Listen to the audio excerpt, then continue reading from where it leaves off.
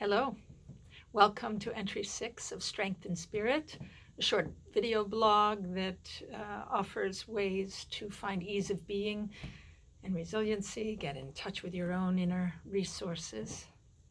Today, I'd like to talk about the tyranny of what ifs. What if this is going to happen? What if that is going to happen? What if this whole thing takes off? What's going to happen? The tyranny of what ifs, which give us unease and stress and anxiety and sometimes even terror. We spiral and spiral and spiral until we're taken off trying to control the uncontrollable. How do we make the unknown less frightening, less enemy? How do we let the unknown be and just be in our lives? Now, of course, if the stress is acute, if the anxiety is acute, it's important to find professional help. But if not, there are ways to help us out of that spiral before we're gone. So I'm just going to share 3 ways of getting into it. And sometimes you're going to need all 3.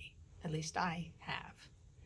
The first is that this is about the mind. The mind is taking over. The mind is saying this, that, and the other thing about what might happen, what won't happen. So you're all up here. So what we need to do is ground. You have to ground yourself. That is one thing we have to do. We are embodied beings, so you have to ground yourself. So right now, let's just, kind of get yourself settled in your chair, or if you're standing, just move, maybe squirm a little bit. Just try stretching a little bit. Stretch, and then release a little bit, and then stretch up again, and release a little bit, and let the arms go to the side. Just stretch out to the side, and wrap yourself around. This is just a little bit right now to get in touch with your body, just so that we're a little bit more sensitized to our body, I hope. So the best way, of course, is breath. We can ground ourselves in our breath. That's one thing that will constantly be with us.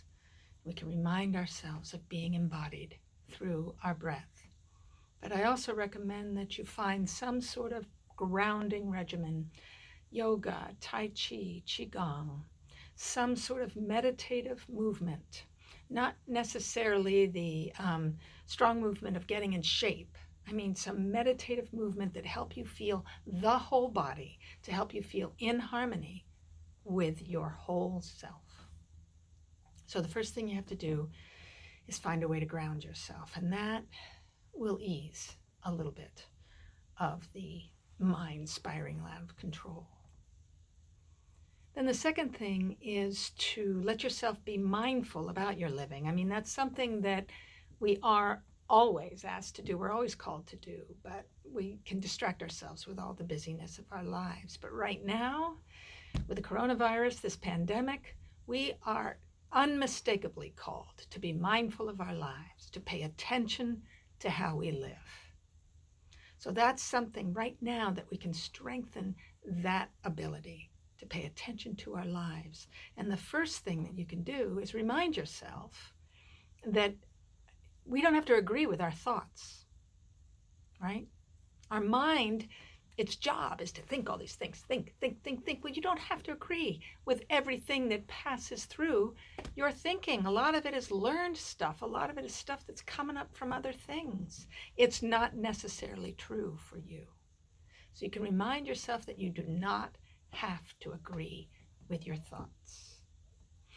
And when you do that, you can ease yourself into a whole bunch of ways. Suddenly you have many opportunities because your mind isn't dictating what you do. You are in an ensemble of mind and self, right? Of body and self. So you need to be mindful about your living. And you know that you can breathe, right? So your breath is wiser than your thoughts about what to do with your life. You can't not breathe, but you can not think a certain thought, right? So again, ground yourself. Be willing to be mindful about what's going on. Pay attention to what you're thinking. So once you've done that, once you've given yourself permission to pay attention to who you are and how you are, right, and you're a little bit grounded, go into a gratitude regimen. And I'm calling it a regimen because it's something I recommend that you do on a regular basis, and something that is a little bit more than just be grateful for your life or what are you grateful for today. It's an actual tool in your spiritual toolkit, a gratitude regimen. Now, the one that I use a lot is the alphabet regimen. I'll say, okay, A, what A can I be grateful for? And I think of something, either a person or a thing.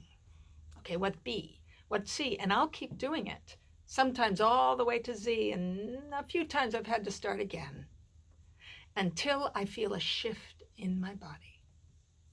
Because you will feel a shift if you allow yourself to be grateful for what's in your life and what you have. There will be a shift in the unease of what might be next, what you don't have, what you don't know you will have. All of that, there will be a shift when you ground yourself back into your gratitude for what you do have and what your life is. And once you feel that shift, you can breathe into the ease. Another thing that you can do to create ease is sometimes self-comforting. And you can do that by giving yourself a hug, by holding your heart and listening to yourself, feeling your heartbeat and feeling yourself breathing. You can take a pillow and hold it. You can do self-embrace until you feel a shift again. And then the third way, another way to do this, is what 12-step programs a lot do, which is just for today. Not to think of what has to happen in your entire life, just for today, just for this next moment, I'm going to take this next step. Just for today, I'm going to be kind. Just for today, I'm not going to think about that thing. Just for today, I will cook a meal and focus in on what you are now, where you are now.